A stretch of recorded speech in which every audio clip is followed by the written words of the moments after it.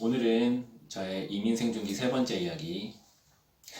지금 거의 한 달 만에 지금 영상을 찍게 되는데요. 아무래도 지금 일도 좀 바쁘고 이제 유튜버를 지금 이것만 하는 게 아니기 때문에 낚시나 뭐 페인트나 이런 것들도 하고 있기 때문에 좀 이 영상을 찍는데 좀 시간이 걸렸어요.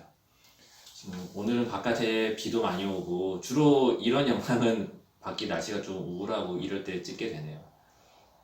전번에 이제 와이프 회사가 망하는 것까지 제가 이제 말씀을 드렸었는데요. 저도 이거 다시 찍으려고 그 영상 두 개를 다시 봤어요. 보면서도 참,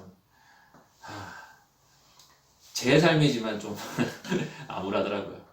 네, 일단 각설하고 계속 얘기를 드리겠습니다. 그렇게 와이프 회사가 망하게 되고, 이 나라는 회사가 그렇게 그 워크 비자를 지원해주는 회사가 그렇게 망하면은 한 달 안에 다른 회사로 이직을 해야 되고 그 이직한 회사에서 워크 비자를 지원을 해줘야 돼요. 한 달 안에. 그게 한 달 안에 이루어지지 못하면은 비자가 없는 상태가 되거든요. 무비자. 인트림 비자라 그래가지고 임시 비자를 줄 수도 있는데 그거는 뭐 그냥 단순 체류만 되는 거니까 저희가 이제 가야 될 길에 전혀 상관이 없죠. 그래서 와이프는 이제 한 달 안에 다른 회사를 찾아야 되는 상황이고 그게 일반적인 그냥 회사도 아니고 와이프의 워크 비자를 지원해 줄 수 있는 회사여야 돼요. 근데 보통 대부분의 회사들이 워크 비자나 영주권을 지원해 주는 거를 되게 꺼려해요. 왜냐면 그걸 이제 이민성에 내 그 회사의 자료를 오픈을 해야 되는 상황이니까 뭐 회계 자료나 이런 것들이 그렇기 때문에 좀 뭔가 솔직히 회사라는 게 털면 다 먼지 나와요. 뭔가 이렇게 꺼림직한 부분이 다 존재를 하거든요. 그러니 아무래도 조심스러울 수밖에 없고 그 사람이 정말 꼭 필요한 직원이 아니라면 굳이 이렇게 비자를 지원해 주면서까지 그 사람을 쓸만한 이유가 없죠. 특히 와이프가 영어를 잘하는 것도 아닌 상황이니 여기 현지에 있는 회사를 들어갈 수 있는 가능성은 더욱더 희박했고 굉장히 정해진 파이가 좁은데 그 안에서 와이프는 한 달 안에 이직을 해야 되는 상황이었고 와이프는 사실상 거의 뭐 자포자기였어요. 못해, 나 갈래. 저는 막막하죠. 이제 그때가 제가 이제 막 어쩌다 보니 회사를 차리게 됐고 페인트 이제 사장이 되는 상황이었어요. 직원들도 한 둘셋 있던 상황이었고 내 비자도 확실치가 않은데 제가 이제 사장으로서 직원들을 이끌고 있었죠. 근데 갑자기 비자가 그렇게 돼버렸으니 한 달 안에 트랜스퍼를 못하면 비자가 없어지. 비자가 없어지면 저희 회사도 문 닫아야 돼요. 회사가 날아가요. 제가 워크 비자지만 LTD로 회사를 내가지고 회사를 운영할 수 있었었거든요. 어떻게든 한 달 안에 와이프가 회사를 이직할 만한 회사를 찾아야 되는 상황. 근데 와이프는 좀 뭘까 손 놓고 자포자기인 상황. 제가 어떻게 해결을 해야 되겠다는 생각이 들더라고요. 이거 내가 해결 못하면 우리 돌아가야 된다. 저도 그냥 에이 돌아가라고 생각하면 되는데 이때는 뭔가 되게 간절했어요. 내가 지금까지 얼마나 여기서 고생을 하고 지금 여기까지 왔는데 이렇게 허무하게 돌아갈 수는 없다. 악도 바치고 정말 일을 뿌듯뿌듯 갈게 되더라고요 그때는. 그러면서 일을 하면서 여기저기 아시는 분들한테 연락을 엄청 많이 해요. 주변 사람들한테 우리 상황을 최대한 알리고 도움을 이제 청하는 방식이거든요. 연락을 하고 사정을 얘기하고 와이프 직업이 현재 이런 건데 어떻게 워크 비자를 받을 만한 데가 있을 수 없겠느냐. 당장 영주권까지는 아니더라도 워크 비자라도 당장 연장만 할 수 있으면 그 외에 또 한 번 더 이직을 한다든지 이렇게 시간을 벌 수 있으니까 한 달에 한 시간이 너무 촉박했거든요. 그렇게 막 주변 사람들한테 도움을 요청하고 저는 또 일은 일대로 하고 그 당시에 제가 일이 로토루아에서 일을 했었어요. 그때 로토루아에서 한 3일 내려가서 작업을 하고 한 이틀 돌아와서 쉬었다가 또 한 3일 내려가서 작업하고 직원들과 함께 이렇게 지방 근무를 하고 있었었는데 지방 내려가서 근무를 해도 머릿속에 계속 이제 비자 생각뿐인 거예요. 이걸 해결 못하면 일을 해봤자 뭐 그렇다고 일을 안 할 수도 없기는 하지만 돈을 벌어야 되니까. 근데 높은 데서 매달려서 일을 하면서도 그런 위험한 데서 작업을 할 때는 진짜 없이 집중을 해야 되는데 머릿속은 자꾸 어디다 또 전화해서 비자를 물어볼까 이건 될까 안 될까 이런 생각만 하고 있으니까 그러다가 한 2층 3층 하여튼 꽤 높은 데에서 제가 떨어지게 돼요. 딴 생각하다가 비자 문제 막 이런 거 생각하다가 떨어지게 돼서 다행히 어디가 부러지진 않았지만 떨어진 당시 이제 허리랑 팔목, 무릎을 좀 심하게 다쳐가지고 못 움직이게 되죠. 정상적이면 떨어지자마자 아마 앰뷸런스가 와가지고 이렇게 병원으로 갔어야 되는데, 제가 사장이잖아요. 저희 회사니까 내가 앰뷸런스를 부르고 ACC로 이렇게 일하다가 다쳤다가 들어가게 되면 우리 회사 진짜 ACC 이제 탈탈 털려가지고 이제 가죠, 한 방에. 괜히 내가 떨어져 놓고도 ACC를 못 부르겠더라고요. 그래서 누워서 이제 막 끙끙대면서 있으면서 그러는데, 직원분이 이제 나가서 그 마트 같은 데서 이제 진통제를 사와요. 그분이 이제 골프를 하셨던 분이어서 운동을 하시던 분이다 보니까 이런 진통제 같은 것도 좀 잘 아시더라고. 이게 마트에서 파는 것 중에 제일 이제 성분이 강하다, 이거 먹으면 좀 사오라 들 거다. 그래서 먹었더니 확실히 그래도 간신히 움직일 수는 있겠더라고요. 그렇게 끙끙대고 이제 부축받고 움직여서 찾아보니까 이제 로토루아에 그 한국분이 운영하시는 한의원이 한 군데가 있더라고요. 거기를 가요. 거기 가가지고 이제 침 맞고, 그냥 침 맞고 그러고 집으로 돌아와서 하루 그냥 그렇게 숙소에서 쉬고, 그러고 정상적인 돌아왔어야죠. 원래 돌아와서 병원 가가지고 치료받고 그랬어야 되는데, 그 현장 일도 제가 그렇게 비울 수가 없었어요. 일은 일대로 또 해야 되는 상황이었기 때문에. 다음날 아침에 깨서 또 진통제 먹고, 진통제 이제 좀 횟수대로 좀 자주 먹어가면서 이약 물고 그냥 끙끙대면서 이제 버티는 거예요. 허리도 뒤에 막 심하게 붓고, 팔목도 막 이렇게 붓고, 무릎은 살짝 틀어져가지고 이제 쩔쩔쩔거리면서, 그러고 뭐 그냥 일해요. 지금 생각하면 참 진짜 미쳤죠. 그러면서 일을 하고, 직원들이랑 그렇게 일을 하고, 또 연락해가면서 비자를 어떻게 만들려고 그러고, 그 후유증이 전 솔직히 지금도 있어요. 그래서 원래 진짜 되게 건강했는데 비 좀 오고 그러면 무릎도 쑤시고 허리도 엄청 아프고, 제가 지금 밥 먹을 때 바닥에서 좌식으로 앉아 밥 먹을 때 양반다리로 이렇게 해가지고 앉아서 먹질 못해요. 허리를 다친 뒤로는 허리에 힘이 안 들어가가지고 그렇게 하면 이렇게 완전히 수그러져요. 그래서 좌식으로 먹을 때 전 무릎 꿇고 먹어요. 하여튼 각설하고, 그래서 여기저기 알아보다가 어떻게, 지인의 도움으로, 정말 천운이죠. 지인의 도움으로 어떻게 비자를 트랜스퍼 할 수 있는 워크 비자를 지원해주는 회사를 어떻게 소개를 받게 되고, 거기로 와이프가 이직을 하게 돼요. 그리고 워크 비자를 지원을 받고 바로 영주권이 들어가게 되죠. 천운이에요, 정말. 그때도 막 정말 열심히 이렇게 막 찾고 도움을 요청하니까 길은 있더라고요. 그렇게 영주권이 들어간 뒤부터 솔직히 저는 이제 다 끝났다, 나 돈만 열심히 벌고 회사만 이제 안정적이 되면 되나보다. 근데 그게 아니잖아요. 영주권 넣으신 분들은 다 알겠지만, 영주권 서류가 들어가면 솔직히 그때부터 영주권 시작이에요. 얘네들이 이제 뭘 가지고 트집 잡을지를 알 수가 없으니까, 아무리 내가 준비를 잘 해놨어도.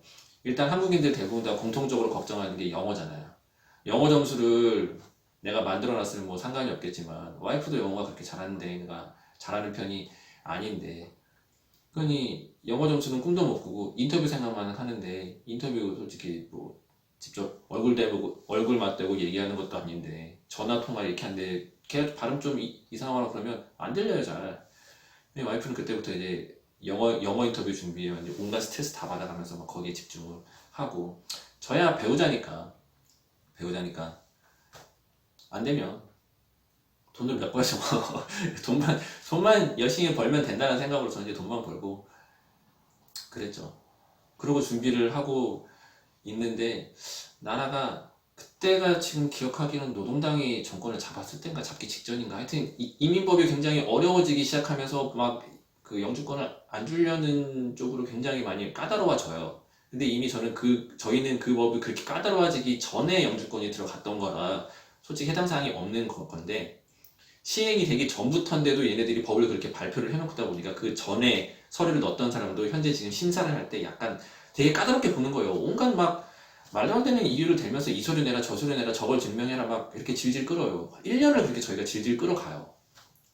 이 와이프는 점점 스트레스를 받아 하고 막, 뭐 대부분 다 영주권을 넣었던 주 신청자분들은 공감하시겠지만 엄청 스트레스를 받아요. 그렇게 서류가 들어가고 1년을 그렇게 질질질질 막 끌려다니다가 1년 만에 이제 이민성에서 이제 최종 메일을 받죠. 기각이라고, 캔슬이라고. 네, 그게 차라리 사유가 우리 어차피 영어 걱정했었으니까 네 영어가 부족해서 캔슬이야 이러면 솔직히 그냥 딱 접고 가버렸을지도 몰라요. 뭐 돌이킬 수 없으니까.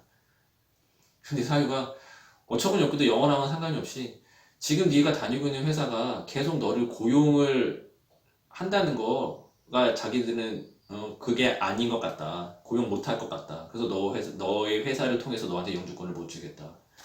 이게 기각 사유예요. 그 회사에서 이미 1년간 다니고 있는데 그 고용주 계속 고용하겠다 그러는데 못 믿겠다 이거예요. 그리고 영주권을 기각당해 버려요. 진짜 별 꼬투리를 다 잡으려니까 막 이런 식으로 기각을 시켜버리더라고요.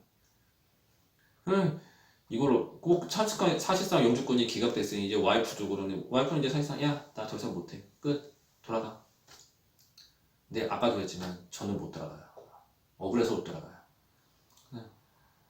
이거 됐다 너 지금까지 충분히 수고했다 지금부터 그럼 내가 한다 영주권을 내가 해볼게 영어 점수도 없고 아무것도 없지만 뭐 안되면 다시 나 요리학교 가가지고 뭐 요리 배워서 하든지 요리를 하든지 아니면 지금 페인터 경력도 꽤 쌓이고 했으니까 좀 페인터 큰 회사 가가지고 나 이렇게 경력 되니까 워크 비자 하고 뭐 되면은 탤런트 비자까지 해서 이렇게 제 주변에 진짜 페인터로 탤런트 비자를 해가지고 영주권을 받으신 분이 있거든요 최근에. 그분 얘기 하면서 내가 저 케이스로 한번 가겠다. 저분한테 도와달라 그러면 저분이 나를 그렇게 좀 이렇게 길을 좀 안내해 줄 수 있을 거다. 내가 그렇게 가겠다고. 나 못 돌아간다고. 지금까지 한 게, 나 포기 못 한다고. 그러면서 이제 와이프 달래고 그러고 있는데, 담당했던 변호사 측에서 연락이 와요. 변호사가 와이프들한테 메일을 보내기를, 자기들이 봐도 거기가 꽤 큰 회사거든요. 큰 여기 이 나라 현지 회사인데 자기들이 보기에도 이 기각 사유가 합당치가 않다. 이거는 항소를 해야 된다. 이건 잘못됐다. 항소를 우리가 할 테니까 니네가 자기들의 어떤 이런 항소하는 비용은 안 받을 테니까 항소를 할 때 들어가는 서류 비용, 이민성에 내는 그 서류 비용 수수료만 너희가 내면은 자기들이 무료로 항소를 해주겠다 이거예요. 그래서 항소는 생각지도 못했었는데 이제 항소 얘기를 듣게 되니까 항소가 이제 어떤 식으로 진행이 되고 가능성이 얼마나 있는지를 이제 알아보게 되죠. 근데 알아봤더니 희박해요. 항소가 뭐 하늘의 별 따기더라고요. 근데 그쪽에서는 이제 큰 소리를 치니까 큰 회사니까. 근데 저희가 좀 그랬던 게 1년을 그 회사를 통해서 영주권을 진행을 하면서 얘네들이 저희가 보기에는 얘네들의 이 대응 방식이나 이런 게 되게 만족스럽지 못했던 게 꽤 있었어요. 물론 저희가 영어를 못하다 보니 충분히 어필을 못했던 것도 있을 수 있겠지만 어찌됐든 저희 입장에서 좀 그랬었거든요. 이 비싼 돈 받고 하는데 이렇게 막 어리버리하게 구는 경우가 자꾸 보이니까 그래서 얘네가 공짜로 해주겠다고는 하지만 영 못 믿어온 거예요. 이 항소가 정말 저희의 마지막 그 줄이라면 정말 우리가 믿을 만한 사람한테 맡겨서 얘네들 공짜로 해준다 그러지만 우리는 돈을 주더라도 이 마지막 줄을 잡고 싶은 거였죠. 그래서 이제 주변에 이 뭐 이제 말이 통하기 쉬운 이제 한인 변호사님들이나 아니면 이제 다른 누구한테 소개를 받아서 이제 여기 현지 변호사, 뭐 키위 변호사 이렇게 만나서 우리 케이스를 얘기하면서 항소를 이렇게 진행하는 거에 대해서 이제 물어봐요 다. 근데 돌아오는 답들이 다 이거예요. 못하겠다 이거예요. 뭐 말은 이제 정중하게 거절을 하시죠. 이렇게 뭐 1년 가까이 그 회사가 너희의 이민 그거를 대행을 했었고 그 주고받은 케이스를 제일 잘 알고 있고 하여튼 걔네한테 제일 맡기는 게 제일 낫다. 걔네가 또 돈도 안 받는다고 그러니까 우리가 하게 되면 우린 돈도 받아야 되고 그 너희가 이민선 그 주고받았던 그 모든 서류를 자기가 다 검토를 해서 상황을 파악을 해야 되기 때문에 그들보다 더 어려울 수 있다. 그러면서 이제 어떤 분은 그게 기각이 된 뒤에 항소에 들어가는 케이스가 항소를 들어가는 것도 사유가 억울할 경우가 항소가 되는 거잖아요. 내가 영어 점수도 없고 영어도 안 되는데 영어로 기각돼서 항소 들어갈 수는 없거든요. 항소된 사유가 충분히 항소를 할 만한 사유가 돼서 항소가 들어가는 케이스가 진짜 뭐 한 1000분의 1? 1000명 중에 1명? 이렇게 나온대요. 근데 그렇게 항소에 들어가면 그 항소를 넣은 사람 중에 최종적으로 뒤집어져서 이민성이 잘못한 거다라는 뒤집어지는 우리가 원하는 결과가 나올 확률이 또 그 하늘에서도 한 1000분의 1 된다는 거예요. 그러니 뭐 진짜 하늘에서 별 따기인 거예요 이게. 그러니 그쪽에서도 이렇게 힘든 건데 자기들이 돈 받아가면서 이거를 해봤자 안 될 게 뻔하니까 걔네도 그러는 결론은 그거예요. 안 될 게 뻔한데 우리한테 돈 주지 말고 거기 공짜로 해준다 그러니까 그냥 거기 맡기세요. 이거인 거예요. 어처구니가 없죠. 예, 그걸 줄이라고 저희가 지금 잡고 가려는 게 그 희망이라고.